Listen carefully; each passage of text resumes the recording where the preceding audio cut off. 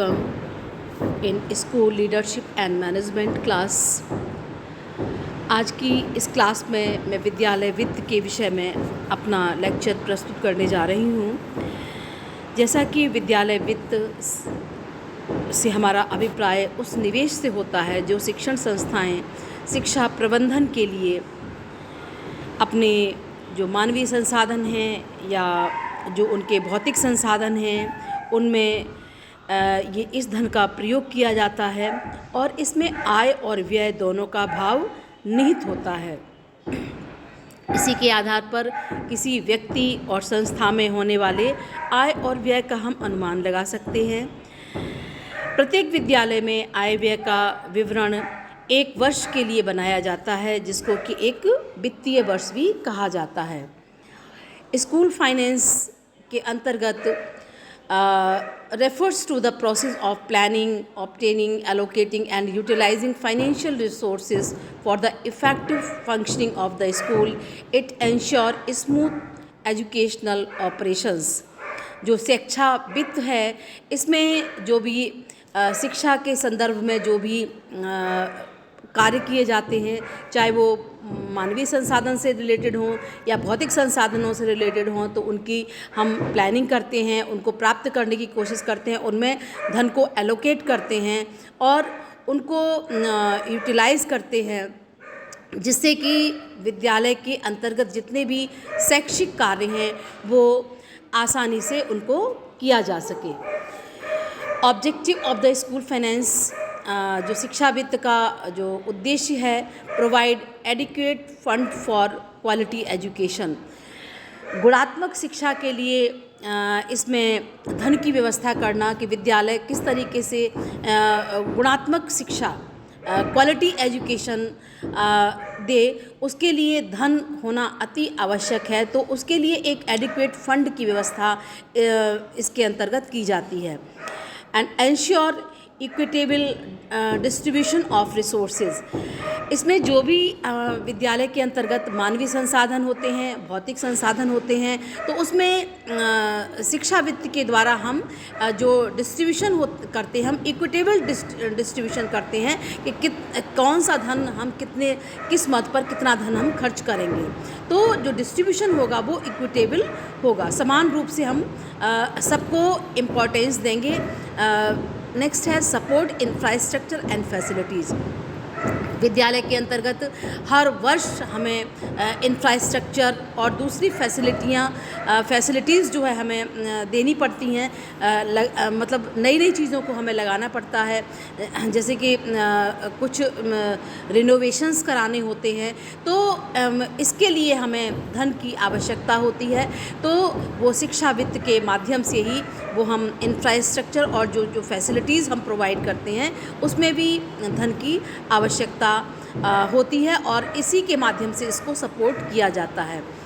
Promote accountability and transparency, हम इसके माध्यम से किसी भी कार्य को हम कर सकते हैं और ट्रांसपेरेंट रूप से, मतलब कोई भी कार्य हम पारदर्शिता के साथ करें।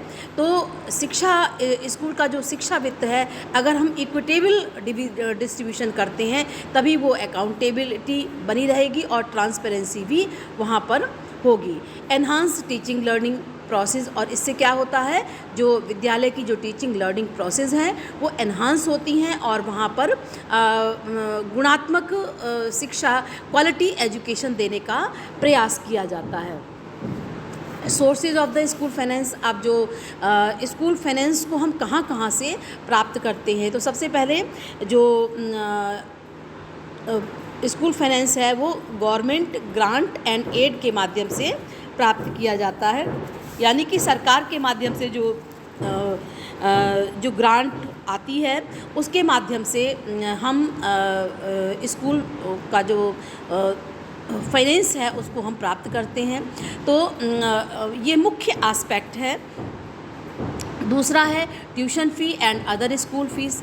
ट्यूशन फ़ी और विद्यालय की जो दूसरी फ़ीस हैं जो हर वर्ष, जैसे कि एडमिशन के टाइम पे मतलब बच्चे का एडमिशन है, लेकिन नए सेशन में कुछ मद उससे स्कूल फ़ीस के रूप में स्कूल के डेवलपमेंट के रूप में वो फ़ीस ली जाती है। तो ट्यूशन फ़ीस और अदर स्कूल फ़ीस के रूप में जो है विद्यालय जो है धन बच्चों से लिया जाता है।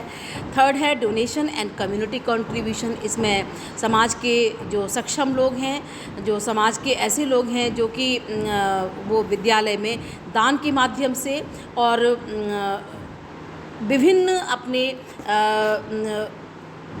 मतलब दान और चंदा के माध्यम से वो विद्यालय में कंट्रीब्यूट करते हैं, जिससे कि विद्यालय की जो शिक्षा है वो उन्नतिशील शिक्षा हो सके। नेक्स्ट है NGO and private partnership.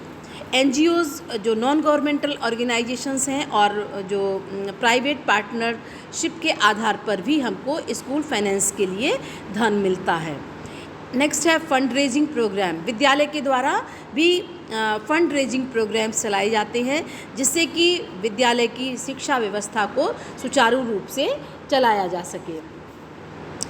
Component of school expenditure. अब जो विद्यालय का जो हमें धन प्राप्त हुआ है, चाहे वो सार्वजनिक स्रोतों से मिला हो, पब्लिक सोर्सेज से मिला हो या प्राइवेट सोर्सेज से मिला हो, तो उस धन को हम कहाँ कहाँ खर्च करते हैं, कहाँ कहाँ उसको दिया जाता है। तो सबसे पहले हम teachers salaries and staff payment के लिए जो है उस धन का उपयोग करते हैं। मानवीय संसाधन जो हमारे हैं उसमें सबकी सैलरी हो गई और जो भी स्टाफ मेंबर हैं उनका पेमेंट जो है इसी के माध्यम से होता है।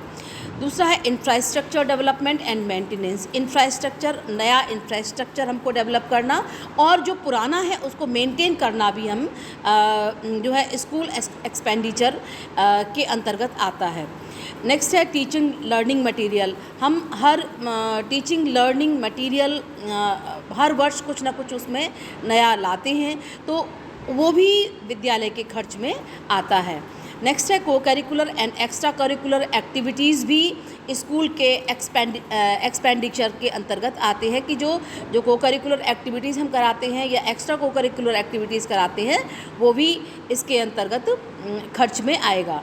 एडमिनिस्ट्रेटिव एक्सपेंसेस भी जो है स्कूल एक्सपेंडिचर के अंतर्गत आते हैं। Importance of the proper school finance system.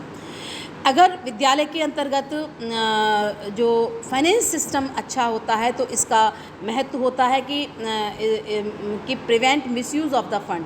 अगर हम पहले सारी चीज़ें की प्लानिंग कर लेते हैं कि इतना धन हमको इस मद पर खर्च करना है और यहाँ सेविंग्स करनी है, तो इससे क्या होता है कि जो मिसयूज़ होता है उसको बचाया जा सकता है और इसमें फ़ंड का मिसयूज़ भी रोका जा सकता है। नेक्स्ट है इम्प्रूव क्वालिटी एजुकेशन। इसमें हम फ़ंड को यूज़ करके अपनी जो शिक्षा है उसकी गुणवत्ता को बनाए रखने का प्रयास कर सकते हैं और इससे शिक्षा की गुणवत्ता में सुधार होता है। Ensure sustainability of school program. इससे जो विद्यालय की जो भविष्य के योजनाएं हैं उनको वो जो है स्थिर होती हैं, टिकाऊ होती हैं और मतलब उनको बनाए रखने का प्रयास किया जाता है। Build trust among parents. इसमें जो है पेरेंट्स और कम्युनिटी के अंतर्गत क्या होता है, हम ट्रस्ट को डेवलप कर सकते हैं कि हमने इतना इम्प्रूवमेंट किया। Help achieve educational goals efficiently. इसमें हम शैक्षिक जो उद्देश्य हैं, लक्ष्य हैं, उनको एफिशिएंटली प्राप्त कर सकते हैं। अंत में हम कह सकते हैं कि effective school finance management is crucial for providing quality education, maintaining transparency and ensuring long-term sustainability of the school system। कि जो विद्यालय वित्त है वो क्वालिटी एजुकेशन देने के लिए विद्यालय में ट्रांसपेरेंसी लाने के लिए और लॉन्ग टर्म सस्टेनेबिलिटी को बनाए रखने के लिए ये आवश्यक होता है इस स्कूल का फाइनेंस मैनेजमेंट, जो कि बहुत महत्वपूर्ण है। Thank you class.